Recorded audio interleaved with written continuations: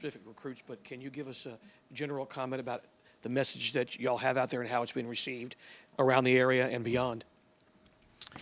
I think the message has been received loud and clear. I mean, we're going to do our due diligence with the high schools here in the city and recruit them first and foremost, and then get into other areas in Texas and Louisiana and all that. So we're scheduling my schedule for next year, or not next year, but next week. So we'll start on Monday getting out there and seeing people. So you got 2 weeks to go out there and close the deal on some guys. We're looking forward to that.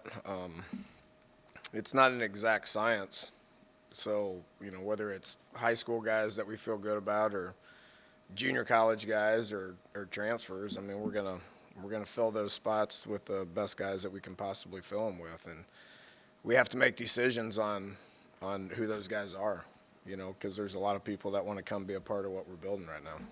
How difficult is that part of it? It's hard, and we're always going to make mistakes when it comes to that. We do the best we can in making the decisions that we make as far as who the people are that we want in the program. And I think our staff does a really good job of evaluating. If you look at the guys that we've brought in since we've been here, I think a few of them have panned out already, and two, we're sitting some guys out that have to sit, that are going to be a big part of what we're doing next year. And, that's going to be the model moving forward. High school guys coming in, play them if they're ready. There's not a whole lot of high school guys that we sign that are on our team right now, but there's about 6 of them that are shirting that are currently playing for us, that are gaining experience for next year. And then, just the transfers on top of that. So I think we're in a good spot. I think the roster is being built the right way, and we're excited about what's coming here in the future. Dana, how many do you have an expectation? How many you're going to sign in terms of, I guess you can do 25, but the numbers and, with all the transfers? We can sign 23. Okay. 2 of them, like Gio Owens, who's was arguably our best defensive player that we had this past game. He counts in this class because he was blue shirted that moved forward, and Iyabi is red shirting, who is blue shirted moving forward. Those 2 count in this class. You got to count those numbers somewhere. So we got 23 available. If we find 23 guys that we like, we'll sign all 23. I doubt that happens. I remember the signing day stuff back in the day where if you didn't hit your number, you're like stressed out and depressed for like a month and all that. Those days don't happen anymore because there's so many different signing periods. This one's important. It's going to be interesting to see. I think 75% of the high school guys last year signed in December. I don't think it'll be that high this year, honestly. So we got guys that we like, that we've been recruiting for a long time, that we're going to sign. And however many JUCO kids we get or mid-year transfers we get, that's still yet to be determined. We got 2 big recruiting weekends coming up in December. That's going to play a big part in that. How many end up coming in, how many we end up signing, I think there's still a lot of time to be able to figure that out. Because of the early signing period, ideally the guys that you have, do you tell them, hey, look, it'd be nice if you go ahead and commit in December, or how do you feel about players that end up saying, hey, I want to maybe go take another visit in January? It's risky. It's risky. So the ones that we've been on, and we're going to send them papers, and if they don't sign, then that means they're probably still open, which means we're probably still open. That's just the way that works. You go through a dead period after that for about a month, and then you get back out there and you start recruiting again. So we will we'll reevaluate where we're at and what spots we have open after this signing period and figure out what this team needs. You may sign some more in February. You may sign more after that. But there's only 23 spots. So, if you want one of those spots, it's probably in your best interest to be able to sign in December. Looking ahead, Coach, to Navy this weekend, they're always unique in what they bring in trying to defend that option attack. What's your experience been with coaching against that offense, and what are you expecting from them on Saturday? Well, they're really good. They're really good. They're as good a team as we've faced all year. Obviously the the triple option offensive stuff is hard. You can't prepare against that in 6 days. That's hard. So we've taken some specific days throughout the course of the year, spring, summer, all that stuff, and started to introduce some stuff, get some stuff on video where we can reevaluate it. It's challenging. That quarterback is dynamic now. I mean, I think he rushed it 38 times last game or something like that. I mean, and he can throw it now. I mean, they throw it better than we do right now, but they're challenging, and that's just one area. I mean, you turn on their defensive film, and this is statistically the best defense that we faced all year. So obviously they're not defending a lot of plays, but they're good. They play hard. This new DC that they got from Kennesaw State is they're good. At Kennesaw State, we go back and look at them. We watched them this summer. Really challenging with what they do. They do a lot. I don't. Do they even have a 20-hour rule? I mean, I don't know how they coach all this stuff. I don't. I mean, I know this is just a different dynamic, and they play by kind of different rules and all that. But they coach well, and their players are smart and tough and play well, and it's going to be a huge challenge for us. I mean, this is a right now they're 8-2 with close loss at Memphis. They were winning that game late, and then Notre Dame's playing as good as I've seen anybody play this year, honestly, with what they did against Navy. So it's going to be a pretty big challenge. Does it add a little bit of difficulty to your job with the amount of youth that you have on the team in terms of defending that offense? Requires a lot of discipline, and that usually comes with some experience. I don't know how you can make my job any harder than it is right now. So when you think it can't get harder, it does. Obviously, we play them every year and all that. So we better get used to figuring out how to play against these guys. So this would be good. This would be good experience. We're gonna line up and try to win. There's no doubt we do every week. But this is good practice for us for the future as well, because we got to learn how to defend it. We got to learn how to play against these guys offensively, because it is different from what they do defensively, and it'll be a good challenge for us. We're looking forward to it. Senior day is a big deal. I know I talk a lot about the future and what's to hold here based on the fact that we're all going to be here and what we're doing offensively, defensively, kicking game wise. All that stuff's going to remain in place, and we got better in a lot of areas last week, and we're going to try to get better in a lot of areas this week. But those seniors are still pretty important to us, and we're going to line up and try. There's 14 of them. We're going to line up, and we're going to try to send them out right.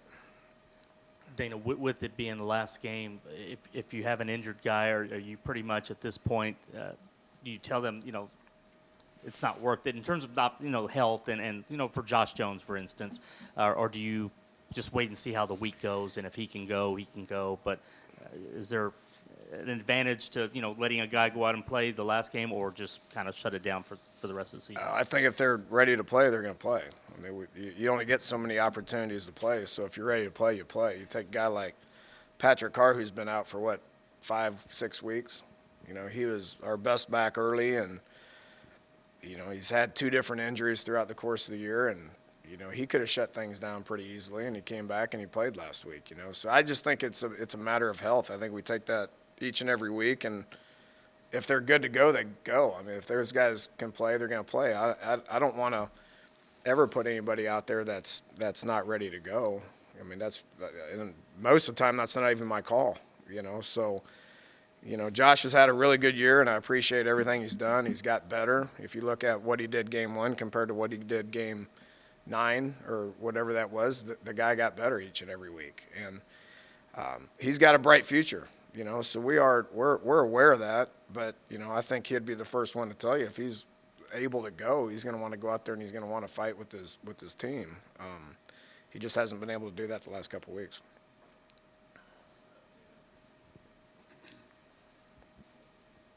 Your defense has shown stark improvement from week 1 to bottling up Tulsa to -1 yards rushing. Where can you credit that to throughout the season? Yeah, I think I give our players a lot of credit. They play hard. They line up and they try to get better. We challenged them last week.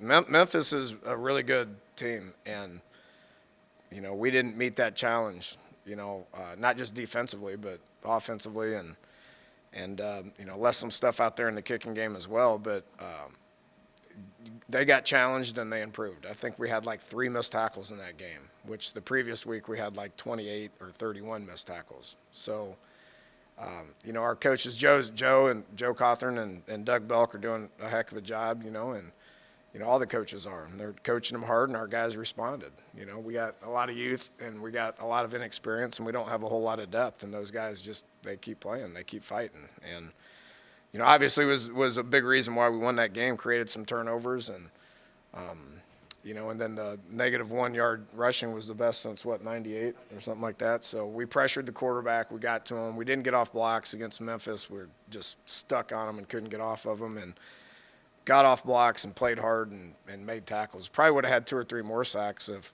Peyton Turner had any fingers he could use right now. He's all wrapped up, he's out there rushing the quarterback like this. It's hard to grab guys, but he was incredibly disruptive.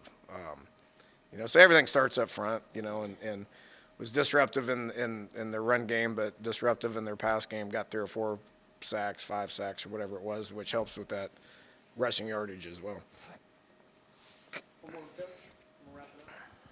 Dana, it's been a couple of months, but as now the season ends and you start looking at the off season, how will the process go with the guys that have said that they're redshirting or made that decision in terms of reassuring, having that conversation with them, planning out the January, all beyond that? Yeah, I talk to these guys every day. They're in these meetings every day, and they're out there practicing every day. They're very unselfish when it comes to that, because they understand what the bigger picture is, and we got 6 days left in 2019. It's just facts. It's what it is. We're going to put everything we can into these 6 days to play against Navy, and with the mindset of everything we do for the next 6 days, that's about getting better, propelling us into 2020. Our 2020 starts in 6 days. And, we got work to do in December when it comes to a lot of meetings and recruiting and building for what's going to be a pretty good 2020. But that starts in 6 days, and the next 6 days is about preparing and getting ready to go play our last home game here, and got a pretty good opponent coming once again. This, 6th ranked team that we've played this year. And this is as good of one as we face. So we'll put everything we can into that. And then, once Sunday hits, it's about 2020. Did you lose anybody? It didn't look like you lost anybody else in the game. You don't have really anybody else. They jump on it. Who you want us to put in there? Are you suiting up at center this week? Yeah, probably should. I can use a few linemen, all right? If you guys want to dress out, you're more than welcome to dress out. I don't. It should. He's out of the protocol. So, that doesn't mean he's going to go out there and practice today. You get out of it, and you still got to progress. It's way above my pay grade, but he's progressing. So, hopefully get him back. Willie Smith didn't make the trip. He's got one more game. He was going to play in his 4th game and then sit out against Navy, but he had some health issues last week, so he'll be back and be able to play. Manny Nunnery was in concussion protocol as well. He didn't play. He should be cleared and ready to go. Keandre Street was out. I was going to play him last week. He ain't ready to play, but I was going to suit him up, and he couldn't do it either. So we get those guys back, which I don't know how much that helps. Obviously, getting Jack back will help quite a bit, but didn't lose anybody to my knowledge that won't be able to practice today. Well, yeah. Well, you could at least line up and play scout team, right? We got receivers playing O-line on scout team.